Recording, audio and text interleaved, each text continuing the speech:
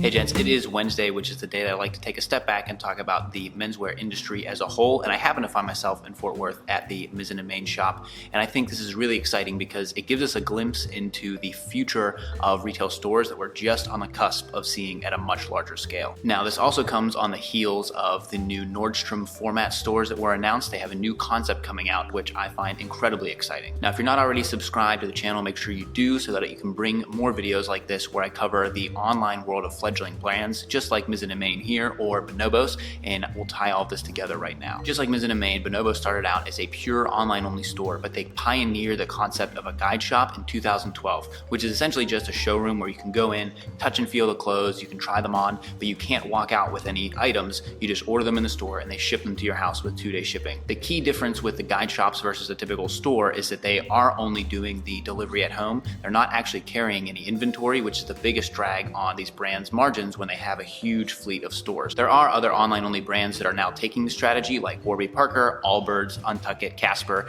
you name it. All of these companies that are in the disruptor category of the retail space, they're starting to take this guide shop model and run with it. So what does this all have to do with Nordstrom? Well, Nordstrom was an early investor in Bonobos, and they probably made some decent money off of the recent Walmart acquisition, but they were also the first place you could walk into a store and try and feel Bonobos clothing because they were online only at the time. And for that, we're talking like 2010, 2011, which is right when I started to shop at Bonobos, but then Nordstrom has been using their large physical format to introduce other fledgling brands, just like Mizzen & Main, or more recently, they just started carrying Greats in their stores too. Nordstrom stores do average to be about 140,000 square feet. They are huge, and that is a lot of overhead that comes on Nordstrom's side, which is the store associates, the managers, and most importantly, the inventory. Now, the new concept comes in, which is called Nordstrom Local. The first one is in West Hollywood, and it's just 3,000 square feet, which is 1/46th the size of a typical Nordstrom store, and these ones will not carry inventory. You can go into the stores, you can try clothes on, you can see what they look and feel like, and then if you do want an item, they'll just ship it to you directly at home, either from another Nordstrom store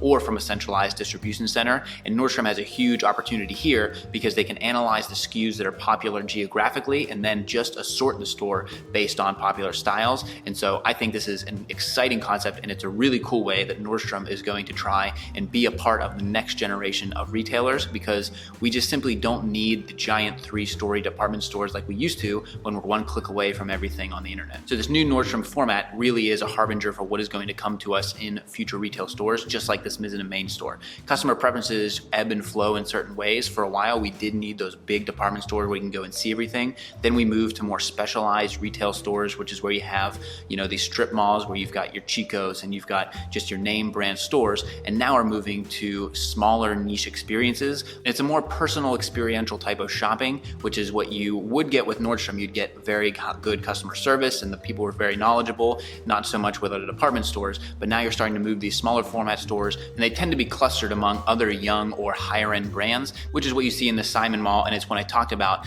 the death of typical malls, when they don't have these big name luxury players to really bring people in. The malls that have Apple stores and Teslas, those were gonna be fine. It's the ones that really don't have the namesakes that can really draw things in, and the places that were anchored by those JCPenney's, the Kaufmans, the Lazarus, those are the ones that are really starting to struggle, or same thing with Sears. And I do think that companies are to continue to go forward with this no inventory model. They have to have fast, efficient supply chains, because I do love the idea of going into a store, picking out what I want, and it shows up in my door a day or two later. But if I have to wait longer than that, it's not gonna be ideal. And I know that other people would like to walk into a store and walk out with the clothes so they could wear them the next day. So there is gonna have to be a middle ground on that. And you will see a lot more smaller brands do these type of pop-up experiential stores, because ultimately it becomes a marketing or a customer acquisition strategy and not necessarily just a drag on your margins where they're trying to just get their name out there. They'll do a lot more targeted smaller spaces, which is what you're seeing from Bonobos right now. So there you have it, gents. Let me know if you are excited about this new type of shopping. When I talked about the death of J. Crew, one of the biggest comments on that video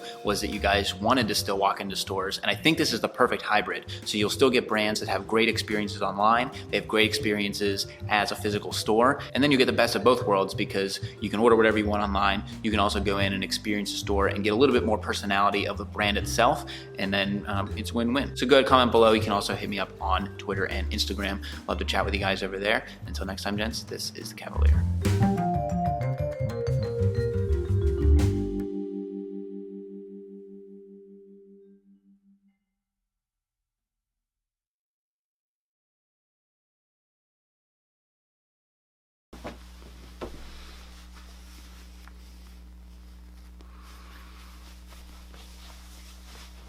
Not quite yet.